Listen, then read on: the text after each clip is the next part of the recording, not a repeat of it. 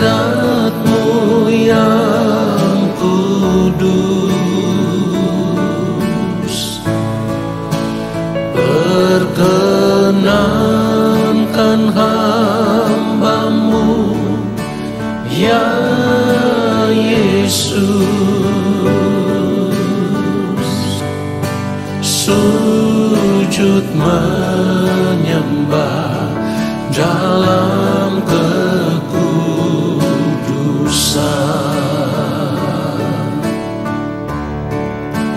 Kau ku sembah, Kau ku sembah, bersama para malaikat ku sujud menyembah. Kau ku sembah, Kau ku sembah, bersama para malaikat ku sujud menyembah. Kau ku sembah, Kau ku sembah, bersama para malaikat ku sujud menyembah. Kau ku sembah, Kau ku sembah, bersama para malaikat ku sujud menyembah. Bersama para malaikat ku sujud menyembah. Sujud menyembah.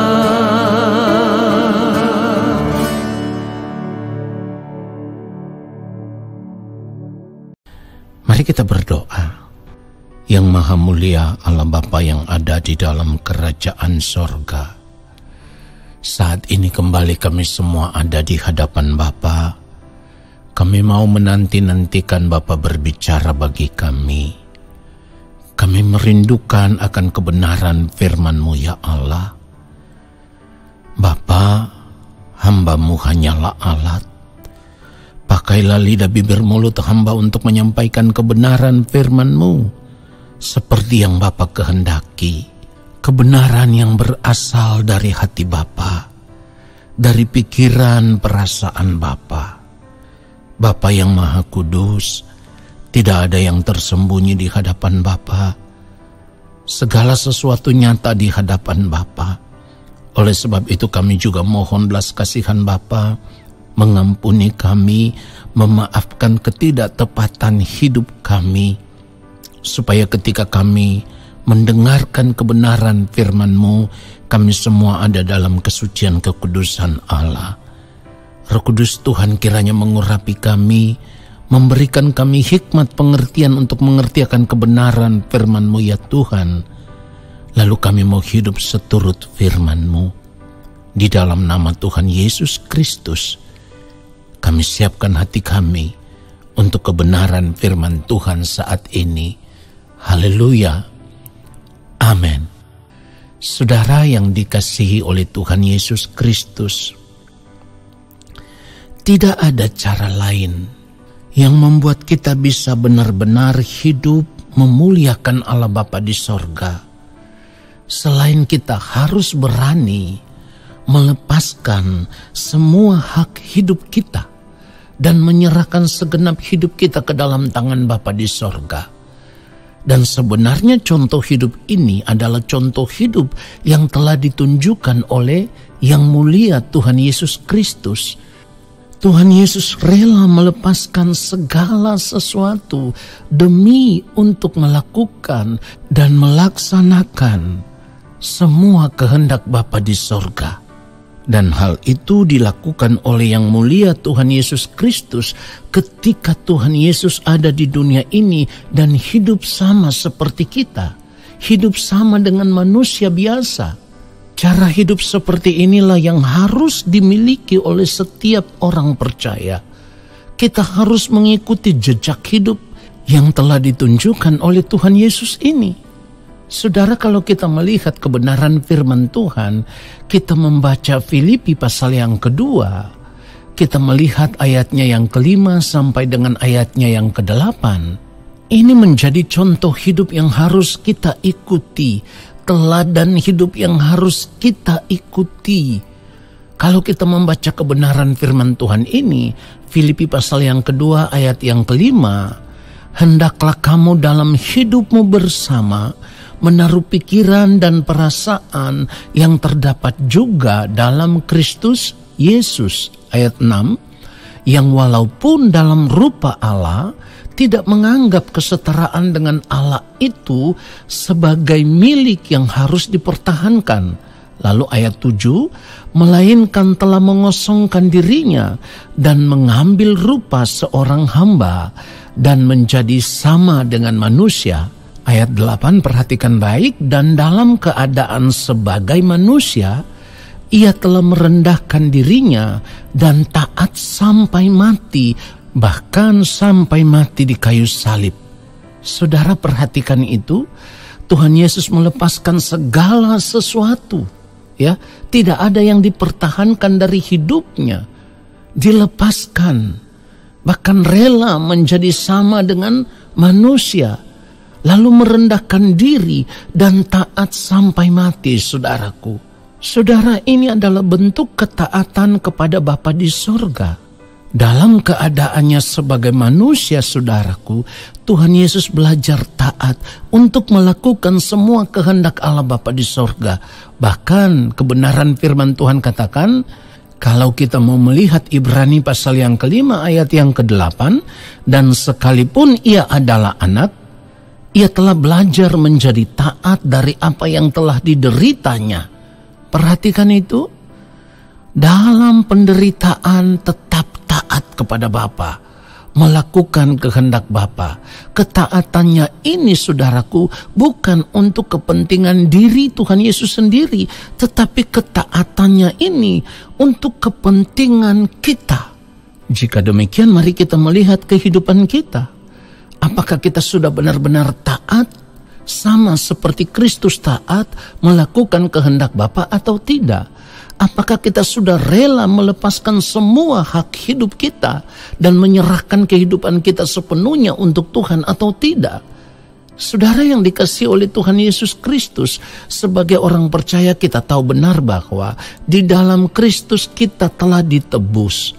Nah, sebenarnya sebagai orang percaya kita harus merasa bahwa kita tidak lagi memiliki hak hidup atas kehidupan kita. Sebab kita ditebus, itu berarti kita dibeli.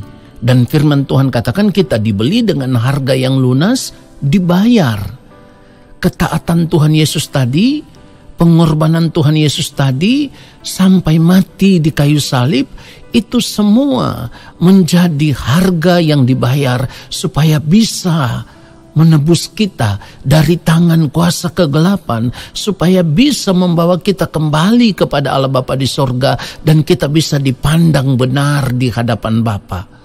Kalau kita melihat kebenaran firman Tuhan, 1 Korintus pasal yang ke-6 ayat 19 ayat 20, atau tidak tahukah kamu bahwa tubuhmu adalah bait Roh Kudus yang diam di dalam kamu, Roh Kudus yang kamu peroleh dari Allah, dan bahwa kamu bukan milik kamu sendiri. Ayat 20, sebab kamu telah dibeli dan harganya telah lunas dibayar. Karena itu muliakanlah Allah dengan tubuhmu.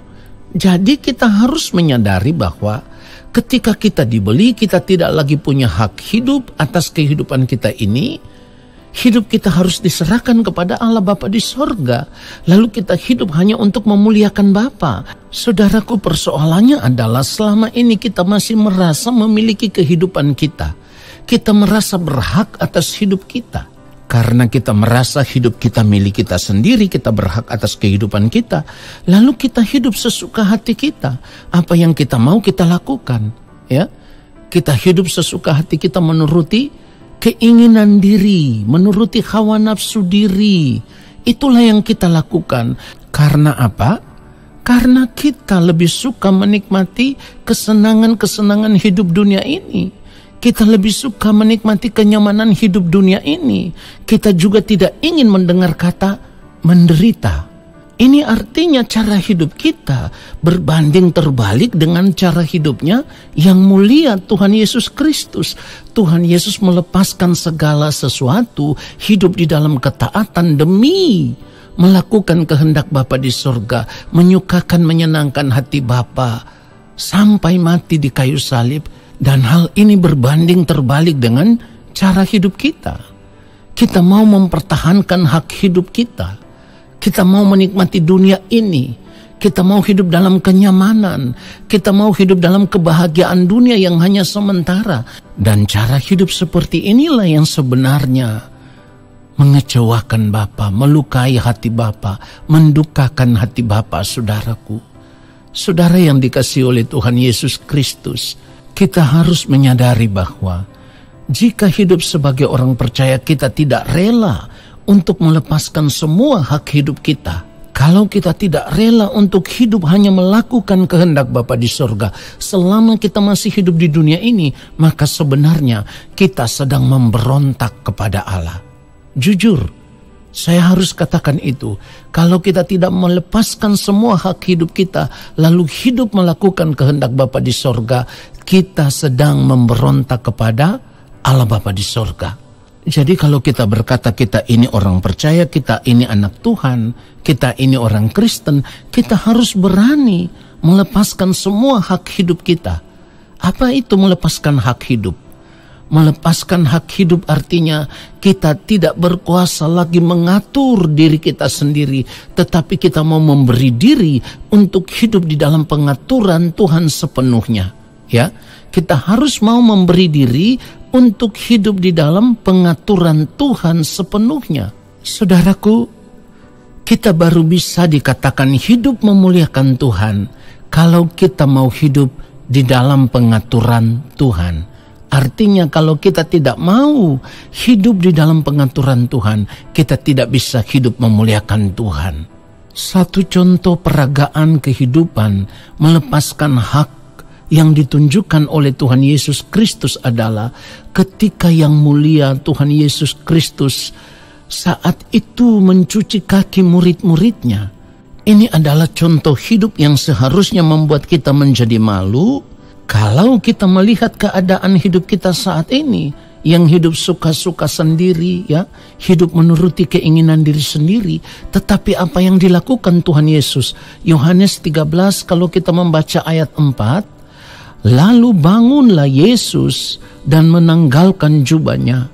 Ia mengambil sehelai kain lenan dan mengikatkannya pada pinggangnya. Ayat 5, kemudian ia menuangkan air ke dalam sebuah basi dan mulai membasuh kaki murid-muridnya, lalu menyekanya dengan kain yang terikat pada pinggangnya itu. Ayat 6, perhatikan saudaraku, maka sampailah ia kepada Simon Petrus. Kata Petrus kepadanya, Tuhan, engkau hendak membasuh kakiku? Ayat 7, saudaraku, jawab Yesus kepadanya, apa yang kuperbuat, engkau tidak tahu sekarang, tetapi engkau akan mengerti kelak. Nah saudara, ini contoh hidup yang harusnya kita ikuti, kita taati. Sebab seperti yang firman Tuhan katakan, kita wajib hidup sama seperti Kristus telah hidup. Kita harus memberi diri kita sepenuhnya, hidup di dalam penurutan akan kehendak Allah. Dan di sisa umur hidup kita yang masih ada, kita hanya mau hidup untuk melakukan kehendak-Nya, menyukakan, menyenangkan hati Allah Bapa di sorga, rela melepaskan seluruh hak hidup kita. Barulah kita bisa berkata, hidupku bukan aku lagi, tetapi Kristus yang hidup di dalam aku. Kiranya kebenaran firman Tuhan ini menyadarkan kita semua betapa pentingnya saat ini kita mengambil keputusan untuk melepaskan hak hidup ini dan tidak lagi hidup mengikuti keinginan diri sendiri, tetapi kita hanya mau hidup hanya untuk melakukan kehendak Bapa, hidup di dalam penurutan akan kehendak Bapa di sorga, supaya kehidupan kita menjadi kehidupan yang berkenan di hadapan Bapa. Dan pada akhirnya nanti ketika kita berada di balik kematian, kita juga bisa mendengar Bapa berkata, inilah anakku yang kukasihi, kepadanya lah aku berkenan. Tuhan Yesus memberkati kita semua. Amin. Mari kita berdoa, saudaraku. Bapa yang Maha Kudus, terima kasih untuk kebenaran firman-Mu. Kami mau belajar percaya dengan segenap hati kami bahwa apapun yang Engkau lakukan, itu semua terbaik bagi kehidupan kami. Bapa yang Maha Kudus, hamba berdoa untuk anak-anak-Mu. Bapa melihat sampai di kedalaman hati mereka. Bapa yang empunya hidup ini, Bapa yang akan menjawab pergumulan anak-anak-Mu sesuai dengan apa yang mereka perlukan dan sesuai dengan rencana-Mu atas kehidupan mereka. Terima kasih Bapa. Hamba menyerahkan mereka semua di dalam tangan-Mu. Penyertaan-Mu di sepanjang hari ini sempurna dalam kehidupan mereka. Pada akhirnya kami semua mau mengangkat tangan di hadapan Bapa di sorga, dan kami akan menerima berkat-Mu. Turunlah atas kehidupan kami segala berkat kasih karunia daripada Allah Bapa di sorga, rahmat cinta kasih yang berlimpah-limpah dari Gembala Agung yang mulia Tuhan Yesus Kristus, di dalam persekutuan yang manis dengan Roh Allah yang kudus, menyertai langkah hidup kami dan memberkati kami sekarang dan sampai selama-lamanya. Amin. Tuhan Yesus memberkati kita semua. Sampai jumpa di dalam saat teduh berikutnya. Shalom.